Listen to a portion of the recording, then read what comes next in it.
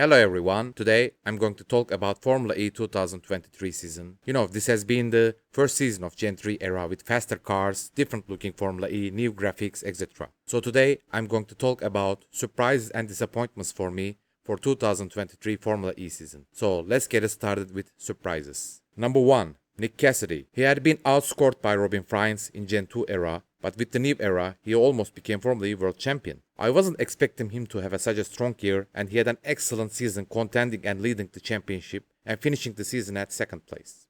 He has also outqualified his former champion teammate Sebastian Buemi. So he had an excellent season for me, and he will probably be joining Jaguar next season. And Jaguar will have an excellent driver lineup consisting of Mitch Evans and Nick Cassidy, two fellow countrymen.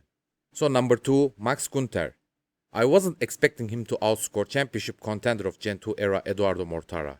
He was well behind his teammate Sebastian Buemi last year. But this year, he even got the first win of Maserati in open wheel series after long years, after decades. So it has been a very strong year for Max Gunter, as he also recorded a win against powerful Jaguar powertrains and Porsche powertrains. Number 3, Norman Nato. With a powerless Nissan car, he was overachieving and overqualifying his cars at certain races. Outscored his young and fast teammate Sasha Fenestrat as well.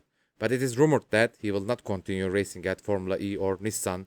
We will see what will be declared in the future in upcoming weeks. Number 3, Dan Ticktum. At some races, he was well above his car, getting some good qualification and race results. He also doubled Sergio Sette Camara's scored points. Number 5, Porsche and Jaguar powertrains. It was obvious that Jaguar and Porsche powertrains were the strongest ones. Jaguar powertrain cars Envision and Jaguar were the strongest in some tracks, and Porsche cars Andretti and Porsche were stronger in earlier parts of the season. It is no surprise that 3 drivers from these powertrains were contending for championship. Jake Dennis, the actual world champion, Nick Cassidy and Mitch Evans. I will not include Jake Dennis or Mitch Evans as surprises since both of them have been proven talented drivers. Evans has been contending for Formula E title for years. He has always been in championship race. Either Mitch Evans or Jake Dennis could have won the 2021 Formula E World Championship from Nick de Vries unless they suffered in the race or crashing out. So let's continue with disappointments. Number 1, Andrea Lotterer. He's a proven talented driver, no doubt about it. Being one of the top names of Endurance Series, a former Super Formula champion and even a single shot at Formula 1. In his years at Formula E, he was one of the best of the grid in terms of wheel-to-wheel racing, not allowing drivers to pass, etc. But as he was sometimes too aggressive, he was suffering from lots of DNFs. But for this season, he was outscored by his world champion teammate Jake Dennis so massively, 229 to 23. Lotterer got so low points that even Dennis has won the World Championship. Their team Andretti finished the Constructors' Championship at 3rd place. Andretti had a strong car this year, but Lotterer was very disappointing. By the way, Lotterer is one of my favorite drivers in Formula E. I love his aggressive driving style. But it is very unlikely that he will continue racing at Formula E. One positive thing about him being at so back is both Sam Bird and Sebastian Buemi, teammates of championship contenders, ruined their teammates' championship contentions with colliding with their teammates. And number 2, Sam Bird. He was one of the great drivers of earlier years of Formula E. But in recent years, he has been outscored by Mitch Evans so intensively. But the problem is, he seemed to not accept the second driver role, as he collided with Mitch Evans, did not help him, and possibly ruined his championship run. And number 3, Eduardo Mortara. Before this season, alongside with Evans, Mortara has been a strong contender for a Formula E World Championship. He finished last year 3rd place, winning some races and chasing Stoffel van Dorn for the championship. However, this season he was outscored by his young teammate Max Gunter by a huge margin. Yes, Mortara had an unlucky season too, suffering from lots of irrelevant incidents, but still, his form was not at top level.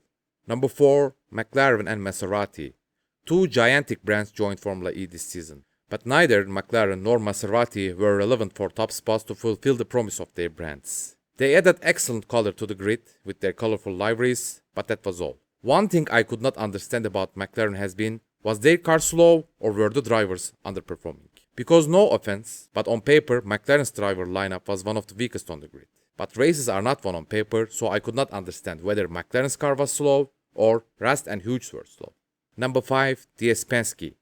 They had a mega driver lineup having 2 champion drivers. The only double champion of Formula E, Jan-Erik Vergne, and reigning world champion Stoffel van Dorn. Both former Formula 1 drivers as well, and in my opinion both of them, especially Jan-Erik Vergne, did not deserve to be dropped from Formula 1. For Van Dorn's case, he was unlucky because his benchmark was Fernando Alonso. So with such a huge mega driver lineup, DS Penske was not competitive.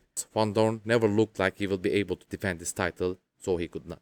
Number 6 disappointment can be a surprise for you, but Pascal Wehrlein. He started a mega dominant season with regular wins and podiums. He even looked like he will win the World Championship. But at the later stage of the season, he was mostly competing for point finishes between 6th or 11th. His teammate Antonio Felix da Costa also closed the gap between each other. So Wehrlein had a huge decline in the later stage of the season. So thank you all for watching. Let's see what will we see in 2024 Formula E World Championship. And in upcoming days, I will be making a video about Formula E 2024 grid prediction. So thank you all for watching. See you next time.